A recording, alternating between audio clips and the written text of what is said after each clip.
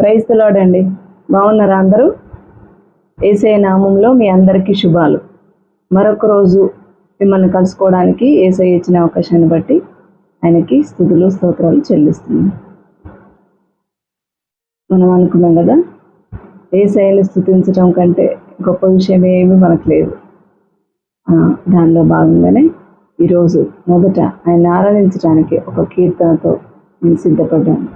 మనం అందరం కలిసి ఆ కీర్తనతో ఆయన ఆరాధిద్దాం.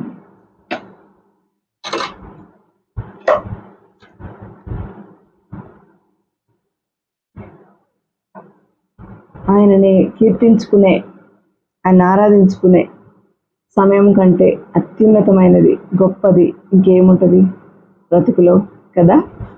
దాన్ని గురించే భక్తుడు పాట రాశాడు. దాన్ని ఈరోజు మనం పాడుకుందాం.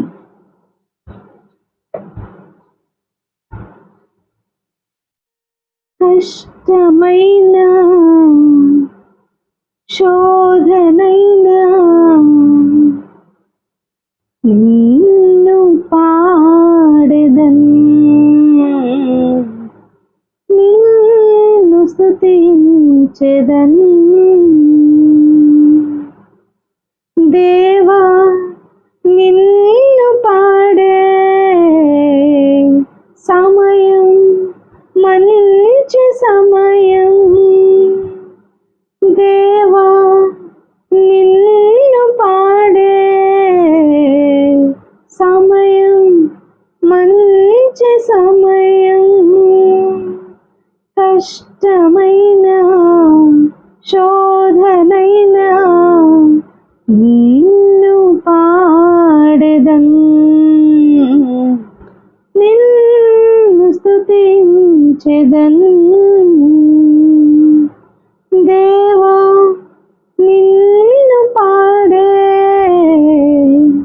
సమయం మంచి సమయం. నావా ఒంటరిగా సాగుచుండగా నాథా నిన్నే నే పాడెదను. జీవితములో నీ ఉండగా ఎవరిని గూర్చి పాడెదను. శతకోటి పాటలు నిన్ను గూర్చి పాడిన నా ఆశ ఎన్నటికీ తీరదయ్యా. శతకోటి పాటలు నిన్ను గూర్చి పాడిన నా ఆశ ఎన్నటికీ తీరదయ్యా. కడవరకు నిన్ను కీర్తించి పొగడెదా ప్రాణనాథుడా, నా జీవానాథుడా. దేవా నిన్ను పాడే సమయం మంచి సమయం. దేవా నిన్ను పాడే సమయం మంచి సమయం. దేహమంతా కృషించిన వాడి నశించిపోయినా, దేహమంతా కృషించిన వాడి నశించిపోయినా, రక్తధారలే ప్రవహించిన మరణము ఆసన్నమైనను, క్షణమైన నిన్ను స్తుతించమరచిన జీవిత పయనము వ్యర్థమయ్యా. క్షణమైన నిన్ను స్తుతించమరచిన జీవిత పయనము వ్యర్థమయ్యా. జీవమిచ్చిన నిన్ను కీర్తించి పొగడెదా ప్రాణనాథుడా.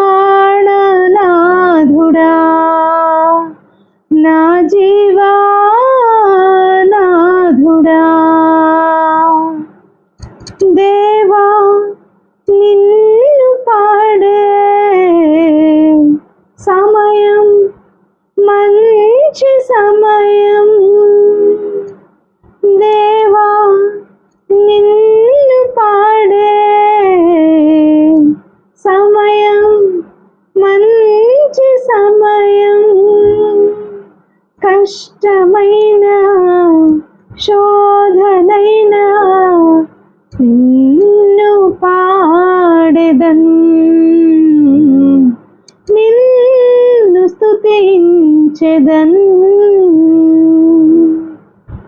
దేవా నిన్ను పాడే సమయం మంచి సమయం.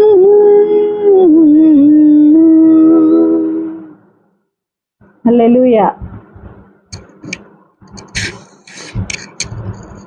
ఈరోజు మీరు చూసుంటారు కదా, మన థంబ్నెయిల్లో ఏం పెట్టామో, చిన్న పాపము పెద్ద పాపం. దాని గురించి ఈరోజు మనం కాసేపు చర్చించుకుందాం, అంటే బైబిల్లో నుంచి చర్చించుకుందాం. చూడండి, నేను కొన్ని 1-2 రిఫరెన్స్ చెప్తాను మీకు.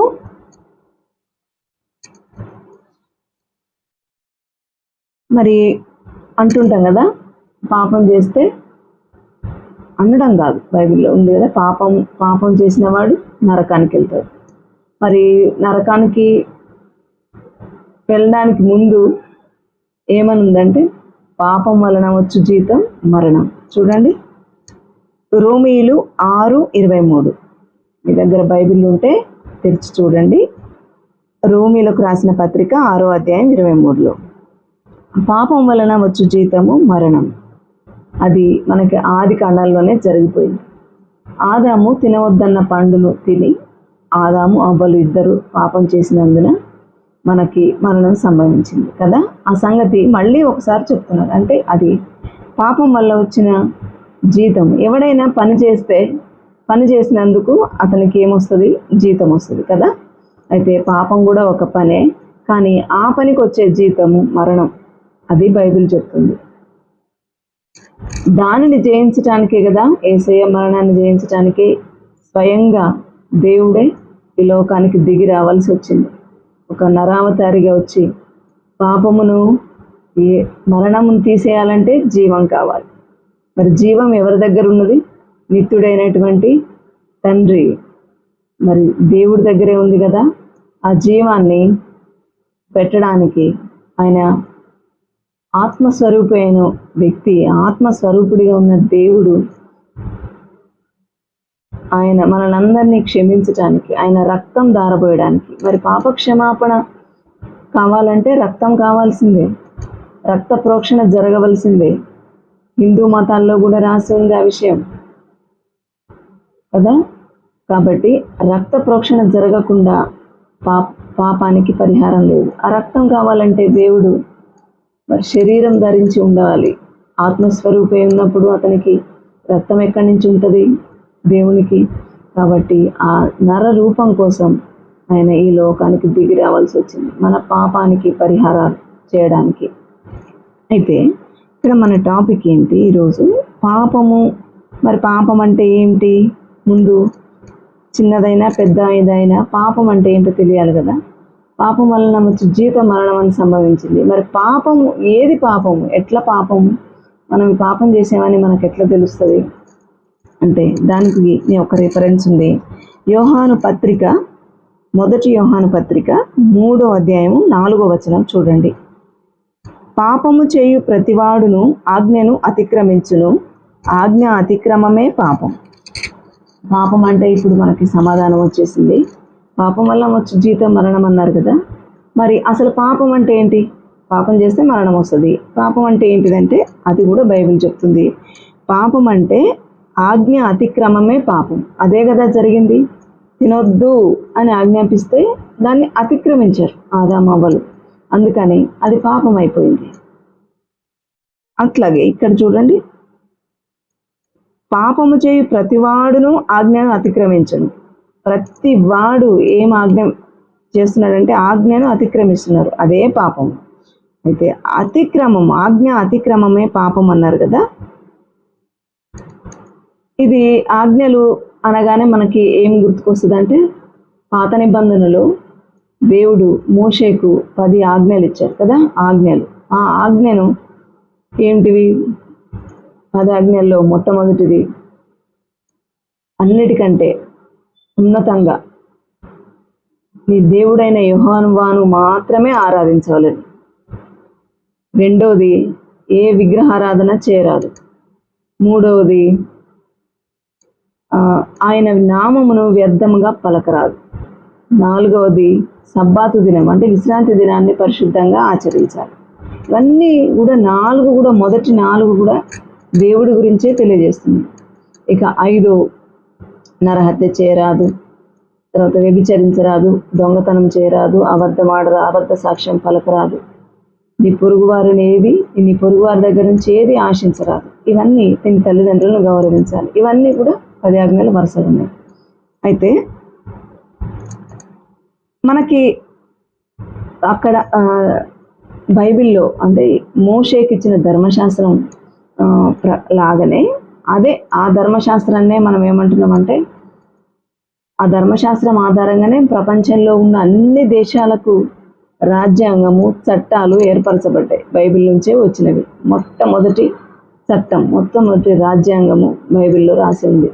అంటే మోషే దేవుడు ప్రజలకు ఇచ్చిన రాజ్యాంగం. దాన్ని అనుసరించి చాలా దేశాలు రాజ్యాంగాన్ని అమలు చేస్తున్నాయి. అట్లానే మన దేశం కూడా ఒక రాజ్యాంగాన్ని అమలు చేసింది. రాజ్యాంగం అంటే ఏంటిది? ఒక కట్టడల యొక్క సమూహం, ఆజ్ఞల యొక్క సమూహం. ఇట్లా ఉండాలి, ఇట్లా పరిపాలన ఎట్లా సాగాలి అని చెప్పడానికి మనకి ఇచ్చే ఒక గైడెన్స్ లాంటిది. ఎట్లా బ్రతకాలి, ఎట్లా బ్రతకకూడదు అని చెప్పడానికి. అయితే మనకి బాగా ఫేమస్ అయిన మన దేశంలో, మన రాజ్యాంగంలో ఫేమస్ అయినది ఒక అధికరణ మీకు చెప్తాను. 17వ అధికరణ. రాజ్యాంగంలో 17వ అధికరణ ఏం చెప్తుందంటే అంటరానితనము నేరము అని చెప్తుంది. ఎవరినైనా అని చాలా బాగా తెలిసింది, పాపులర్ అని చెప్తున్నాను. అంటరానితనం అంటే దళితులు వీళ్ళందరూ ఉన్నారు కదా, వాళ్ళని ముట్టుకోవడం, వాళ్ళ పట్ల చాలా దాష్టికంగా ప్రవర్తించడం అనేది నేరం అని మన రాజ్యాంగం చెప్తుంది. రాజ్యాంగము అంటే ఏదైనా చట్టము కొన్ని ఆజ్ఞలు పెడుతుంది. కొన్ని చేయొచ్చు అని చెప్పినవి చేయకపోతే నేరము, చేయకూడదు అని చెప్పినవి చేస్తే నేరం కదా. అంటే ఆజ్ఞ అతిక్రమించడం, చెయ్యొద్దు, నీకు చెయ్యొద్దు, ఇది తప్పు అని చెప్పినవి చేయడం పాపమే. ఇవి చెయ్యి అని చెప్పినవి చేయకపోయినా కూడా నేరమే. అట్లా మనకు మరి అట్లా జరుగుతున్నప్పుడు ఏముంది? అంటరానితరం నేరం, శిక్ష ఉంది దానికి. అట్రాసిటీ కేసు ఫైల్ అవుతుంది దాని మీద. అట్లనే ప్రతి నేరానికి శిక్ష ఉంది. ఆఖరికి రెడ్ సిగ్నల్ పడినప్పుడు మనం రోడ్డు మీద ఆగకుండా, సిగ్నల్ పడ్డ చోట ఆగకుండా ముందుకెళ్ళిపోయినా అది నేరమే, దానికి తగిన శిక్ష ఉంది. మరి అట్లయితే బైబిల్లో చెప్పిన ఆజ్ఞలు అని చెప్పారు కదా, దాంట్లో ఏది పెద్దది, ఏది చిన్నది?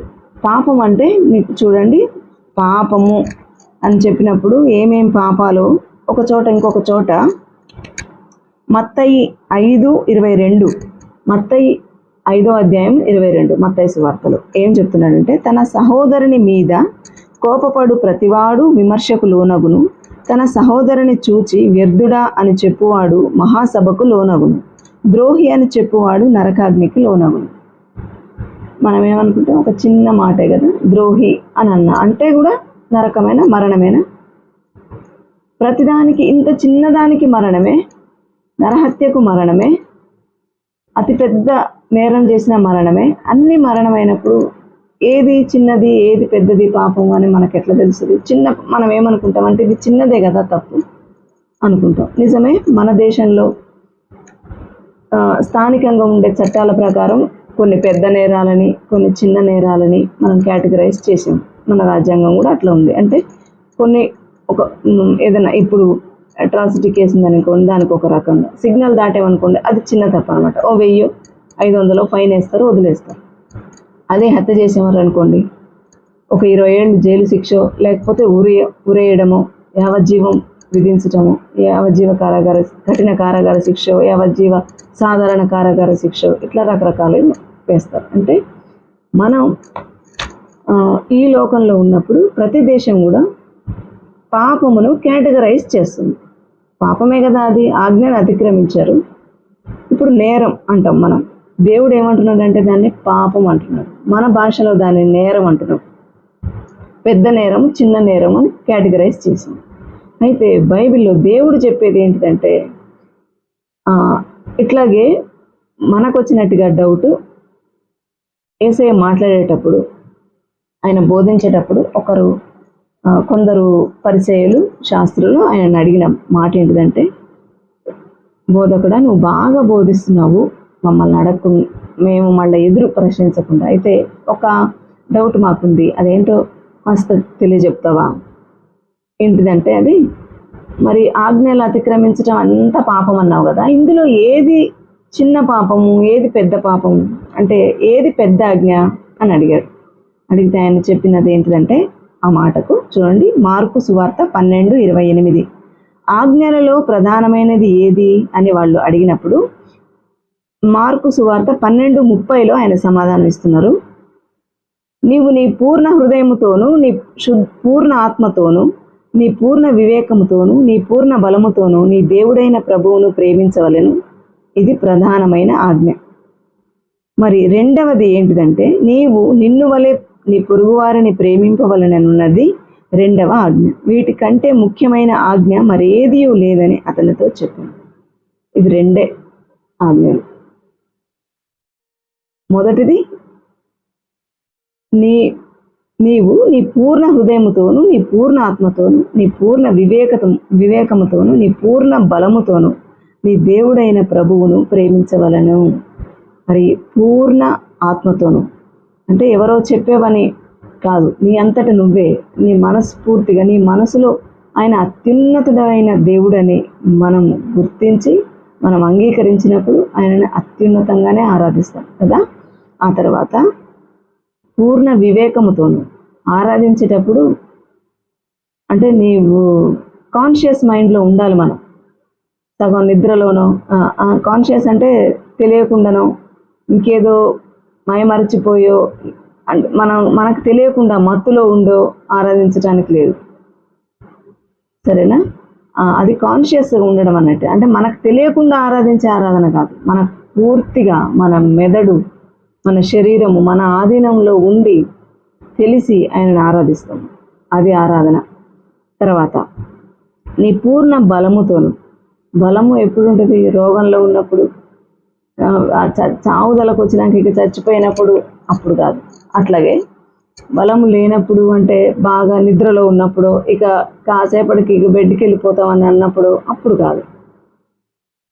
మనము అన్ని రకాలుగా కాన్షియస్లో ఉండి మనం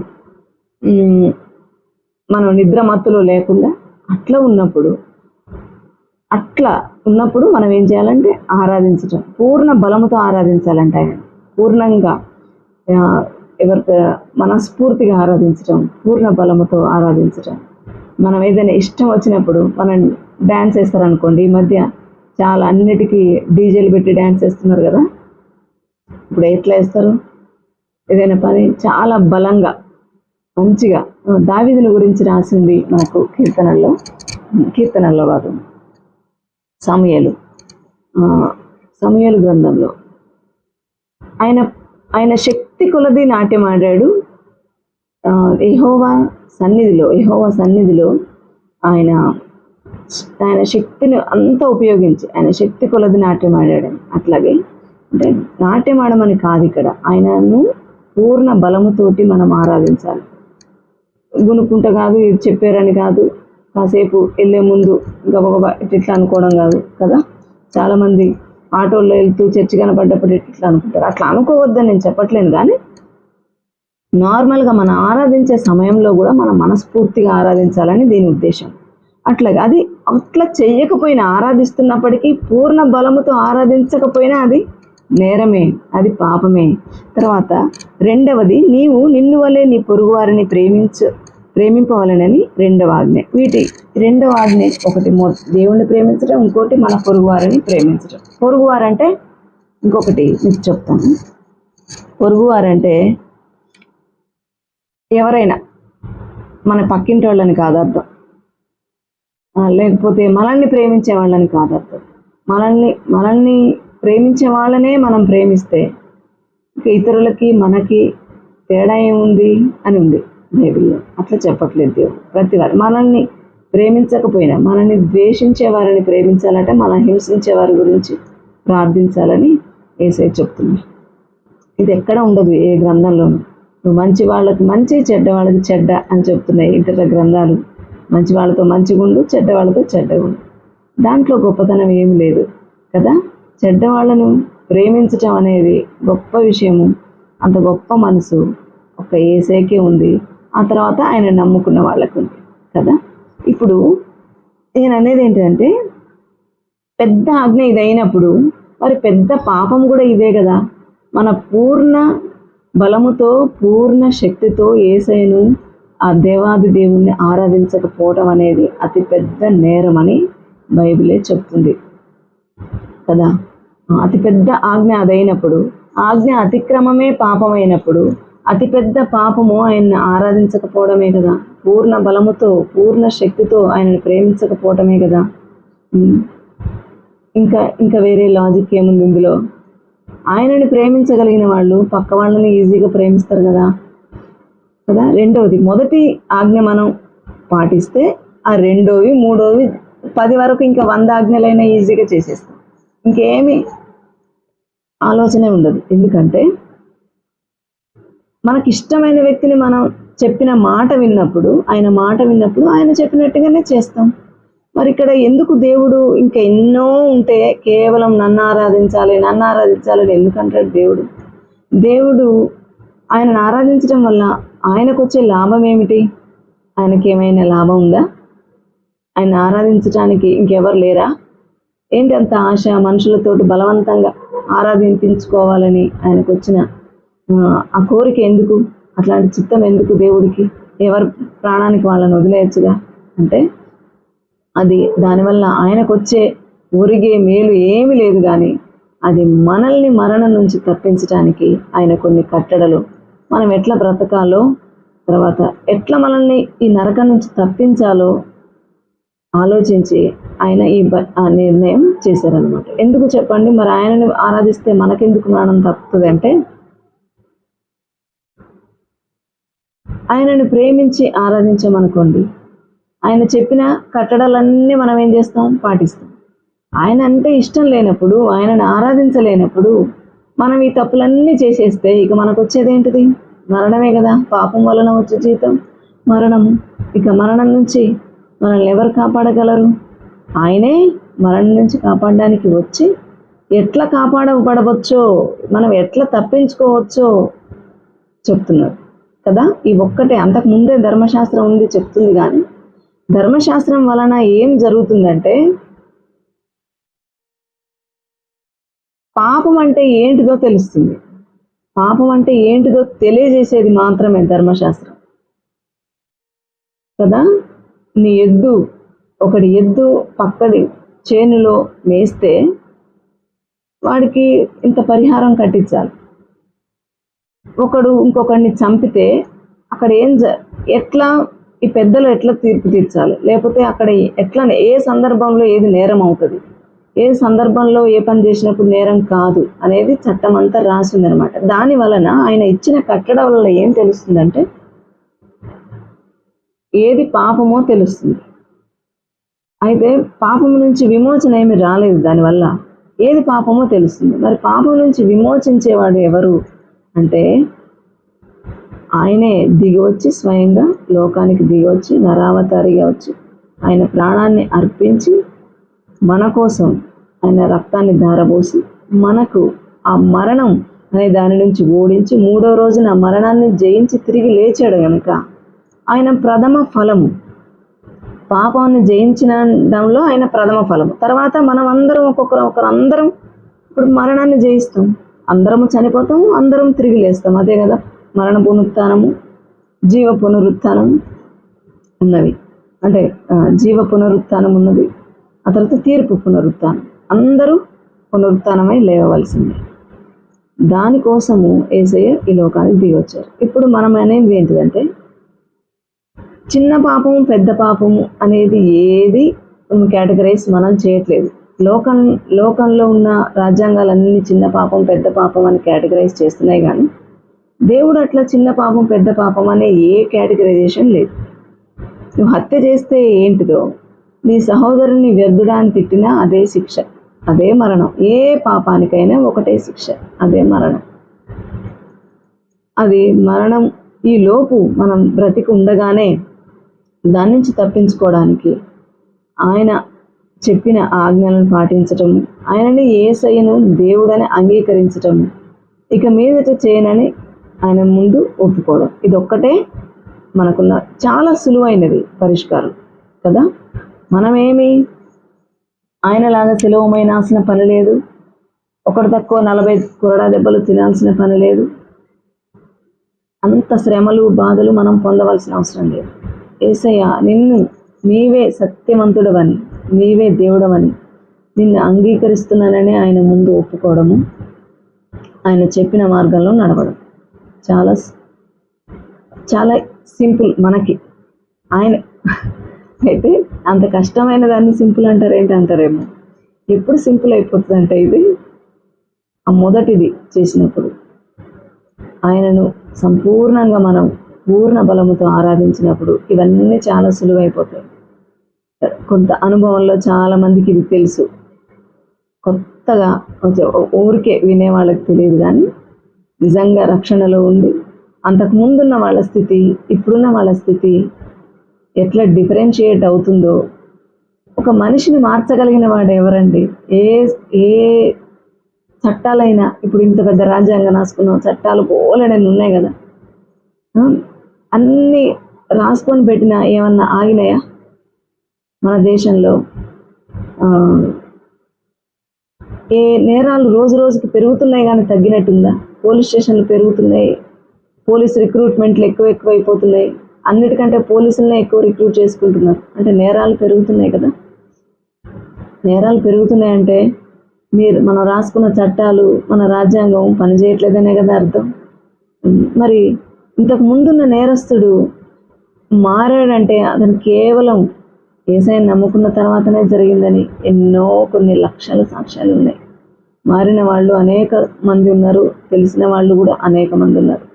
ఒక మనిషిని పాపం నుంచి విడిపించగలిగేది ఆయన ప్రేమ మాత్రమే. ఆయన్ని ఆరాధించే వాళ్ళు వీటన్నిటి నుంచి విడుదల పొందుతారు. కాబట్టి ఇప్పుడు మనం ఫైనల్గా కంక్లూజన్కి వచ్చింది ఏంటిదంటే, పెద్ద పాపము చిన్న పాపము అని మనం ఏ కేటగరైజ్ చేయడానికి అవకాశమే లేదు.